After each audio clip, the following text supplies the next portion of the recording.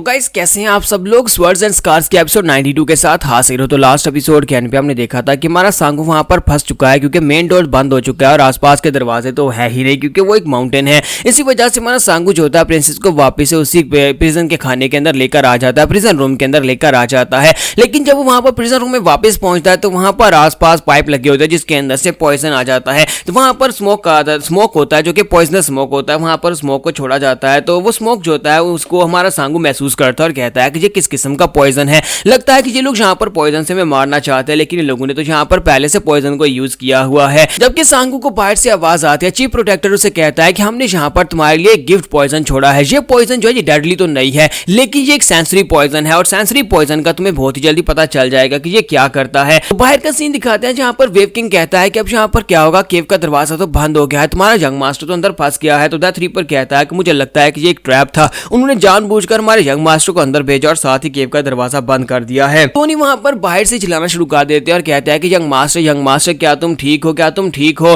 थोड़ी देर चिल्लाने के बाद उन्हें वहां पर से अंदर से आवाज नहीं आती। तुम्हारा सांगू जो होता है अंदर वहां पर एक नई मुसीबत से जूझ रहा होता है क्योंकि वो जो पॉइजन उन्होंने छोड़ा था सेंसरी पॉइजन, वो असल में एक सेडेटिक पॉइजन था, यानी कि एक ऐसा पॉइजन था जिससे कि उन दोनों के अंदर की जो भावनाएं होती हैं, सेक्सुअल भावनाएं होती हैं, वो बहुत ज्यादा एक्टिव हो जाती हैं। स्पेशली प्रिंसेस जो होती है वो क्यों काफी ज्यादा कमजोर होती है तो वहां पर ब्लश करना शुरू कर देती है और साथ ही सांगू के चेहरे पे हाथ रखते हुए कहती है कि मुझे यहाँ पर चाहिए, मुझे चाहिए। तुम्हारा सांगू कहता है कि तुम्हें होश आ गई, लेकिन तुम यहाँ पर क्या कह रही हो कि तुम्हें क्या चाहिए। तो वो उसे कहती है कि प्लीज यहाँ पर मुझे गले से लगाओ, प्लीज यहाँ पर मुझे किस करो। तुम्हारा सांगू कहता है कि ये क्या अचानक से, तुम्हारा दिमाग तो नहीं खराब हो गया, तुम क्या कह रही हो। लेकिन प्रिंसेस जो होती है पूरी तरह से वहां पर नशे में दूध तो लग रही होती है, जैसे कि वहां पर उसे सिर्फ और सिर्फ यही चाहिए। तुम्हारा सांगू वो भी वहां पर ब्लश करना शुरू कर देता है और कहता है कि नहीं मैं ऐसा नहीं करूंगा। और साथ ही वो कहता है कि अचानक से हो क्या रहा है, मुझे भी कुछ अजीब सा महसूस हो रहा है, मेरे नीचे की पार्ट में काफी ज्यादा हलचल हो रही है। और उसी के साथ ही मां सांगू कहता है कि आखिर इन लोगों ने यहाँ पर किस तरह के सेंसरी पॉइजन को यूज किया है, मुझे काफी ज्यादा अजीब महसूस हो रहा है, ऐसा मैं जिंदगी में पहले कभी महसूस नहीं हुआ।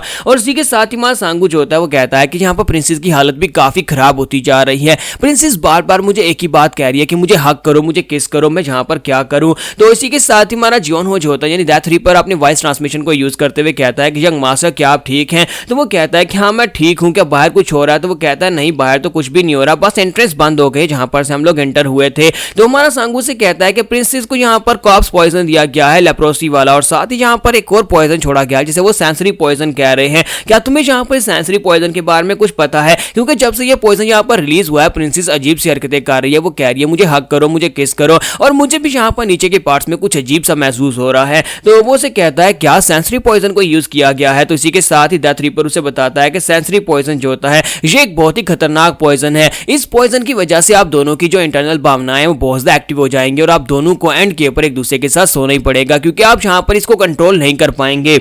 मैं यहाँ पर सही कहूँ कि ये कोई खतरनाक पॉइजन नहीं है, बल्कि सिर्फ और सिर्फ आप लोगों की भावनाओं को एक्टिव करने के लिए छोड़ा गया है। मुझे लगता है कि उन लोगों का मकसद यही होगा कि वो यहाँ पर प्रिंसेस को फॉल्टेड करें क्योंकि प्रिंसेस की बॉडी के अंदर पहले से कॉप्स पॉइजन है। अगर आप उसके साथ सोते हैं तो फिर आपको भी वो सेंसरी पॉइजन, आपको भी वो कॉप्स पॉइजन लग जाएगा और आप दोनों की हालत एक जैसी हो जाएगी। तो मां सांगू कहता है कि आयरन कमीनों की हिम्मत कैसे हुई ये सब कुछ करने की, क्या इसको कंट्रोल करने का कोई तरीका है। तो जॉन हो से कहता है कि नहीं फिलहाल के लिए तो इसको कंट्रोल करने का कोई तरीका दिखाई नहीं दे रहा, सिर्फ और सिर्फ एक ही तरीका है, आपको प्रिंसेस के साथ सोना ही पड़ेगा। इसी तरह से ये पॉइजन जो है वो थोड़ा सा खत्म हो जाएगा क्योंकि ये एक बार तो आपको करना ही पड़ेगा। तो मां सांगू जो होता है प्रिंसेस को अपने गले से लगा लेता है क्योंकि उसके पास भी और कोई रास्ता नहीं होता क्योंकि पॉइजन जो होता है वो उसके दिमाग के ऊपर हावी आ रहा होता है और साथ ही वो सोच रहा होता है कि मुझे एक बार यहाँ से बाहर निकलने दो, मैं इन कमीनों को नहीं छोड़ूंगा। इन लोगों ने यहाँ पर प्रिंसेस के स्टेटस का भी ख्याल नहीं किया कि प्रिंसेस यहाँ पर एक गार्ड के साथ और उन्होंने अंदर यहाँ पर पॉइजन छोड़ दिया। और दूसरी तरफ हमारी मिस चिन जो होती है उसे भी एक झटका लगता है। मिस चिन कहती है कि मुझे यहाँ पर अचानक से एक बहुत ही बुरी सी फीलिंग आ रही है, ऐसे लगता है जैसे कि हमारा सांगू किसी मुश्किल में है,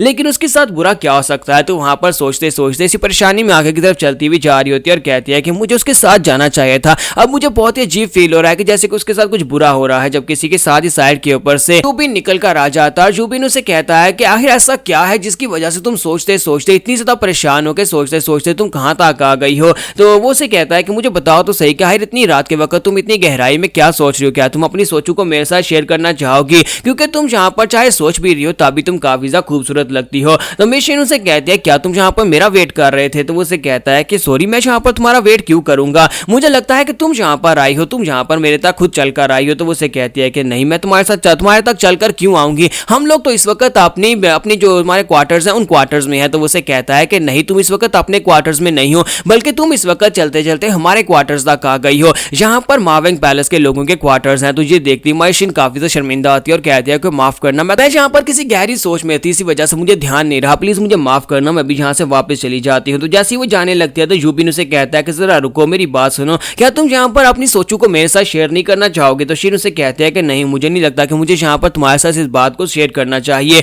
लेकिन तुम्हें नहीं लगता कि तुम्हें यहाँ पर किसी दूसरे की बीवी के साथ इस तरह से रात के वक्त बात नहीं करनी चाहिए, क्योंकि ये काफी खतरनाक हो सकता है, क्योंकि मैं एक शादीशुदा औरत हूँ। तो यूबिन उसे कहता है कि मुझे ये बात अच्छी तरह से पता है और मुझे ये भी पता है कि तुम दोनों की वेडिंग सेरेमनी नहीं हुई, और मुझे पता है कि तुम दोनों में ऐसा कोई रिश्ता भी नहीं है, सिर्फ और सिर्फ नाम की शादी है। तो प्रिंसेस शिन उसे कहती है कि फॉर्मेलिटीज कौन देखता है, मैं जहाँ पर अपने दिल से सांगू को अपना हस्बैंड मान चुकी हूँ, सिर्फ और सिर्फ वही मेरा हस्बैंड बनने के लायक है, इस दुनिया में कोई और मेरा हस्बैंड नहीं हो सकता। और पिछले 7 साल से मैं यहाँ पर उसको सर्व कर रही हूँ और इसी वजह से मैं उसे यहाँ पर अपना हस्बैंड ही मानती हूँ। तो ये बात सुनने के बाद यूबिन काफी गुस्सा होता है, फिर साथ उसे कहता है कि आखिर तुम उस गार्ड के साथ क्यों हो, उस गार्ड में ऐसा क्या है जो मेरे अंदर नहीं है, मैं यंग मास्टर हूँ, तुम्हें एक अच्छी जिंदगी दे सकता हूँ। फिर शिन उसे कहते हैं कि मैं तुम्हारी बात को समझ सकती हूँ, तुम्हें लगता है कि तुम एक सेक्टर के यंग मास्टर हो और वो सिर्फ और सिर्फ एक बैकडोर गार्ड है, और ऊपर से उसकी जुबान भी अच्छी नहीं है क्योंकि उसे तालीम नहीं दी, इसी वजह से वो बड़ी बदतमीजी के साथ बात करता है। लेकिन मैं यहाँ पर उस लोली इंसान से बहुत ज्यादा प्यार करती हूँ और उसी के साथ ही अपनी बाकी की सारी जिंदगी बिताना चाहती हूँ। तो यूबिन उसे कहता है कि तुमने तो यहाँ पर मेरी इंसल्ट ही कर दी, वैसे मैं यहाँ पर उस लड़के की यानी तुम्हारे हस्बैंड की इंसल्ट नहीं करना चाहता था, लेकिन क्या करूँ, यहाँ पर तुम इतनी खूबसूरत और मैं तुम्हें उस लड़के के साथ बिल्कुल भी नहीं देख सकता। मैं यहाँ पर तुमसे वादा करता हूँ कि एक दिन ऐसा आएगा जिस दिन तुम्हारा हस्बैंड जो मेरी तलवार के नीचे होगा और उसकी गर्दन मेरी तलवार से कटेगी, और उसके बाद तुम्हें इस दिन का बहुत सा पछतावा होगा कि काश तुमने पहले उसे छोड़ दिया होता और मेरी तरफ आ गई होती। तो प्रिंसेस उसकी बात सुनने के बाद कहती है कि तुम्हें यहाँ पर मेरे हस्बैंड से फाइट करने की जरूरत नहीं है, और वो भी सिर्फ मेरे लिए, क्योंकि मैं तुम्हें यहाँ पर एक बात तो बता दूं, चाहे तुम कुछ भी कर लो, तुम मेरे हस्बैंड से फाइट में जीत नहीं सकते, और सोचना मत कि तुम मेरे हस्बैंड का सर काट सकते हो, क्योंकि तुम यहाँ पर ऐसा कर भी नहीं पाओगे। और इसी के साथ ही वहां पर से चली जाती है, जबकि यूबिन इस बात से बहुत ज्यादा गुस्सा होता है। तो हमारी शिन जो होती है वहां पर से सोचते सोचते वापस की तरफ आ रही होती है और कहती है पर सांगू जहां पर से वापस आ जाए, उसके वापस आने के बाद मैं उससे कहूंगी कि शादी की सेरेमनी रखते हैं, सभी लोगों को पता होना चाहिए कि हम दोनों की शादी जो ऑफिशियली हो चुकी है, हम दोनों को ऑफिशियली शादी कर लेनी चाहिए, क्योंकि 7 साल हो चुके हैं हम दोनों को एक दूसरे के साथ रहते हुए। और उसके बाद मैं यहाँ पर उसे अपने पास से दूर नहीं जाने दूंगी, मैं पूरी रात उसे यहाँ पर अपनी बाहों में रखूंगी। यहीं पर से वो जब चलती हुई जा रही होती है तो साइड के ऊपर एक गली के अंदर वही दोनों माँ बेटा दिखाई देते हैं। तो वो कहती है कि ये दोनों यहाँ पर क्या कर रहे हैं, और इसी के साथ ही वो अपनी तलवार निकालती है और उन दोनों के सामने जाकर खड़ी हो जाती है और कहती है कि तुम दोनों यहाँ पर क्या कर रहे हो। मूची उसे देखते ही कहता है कि मदर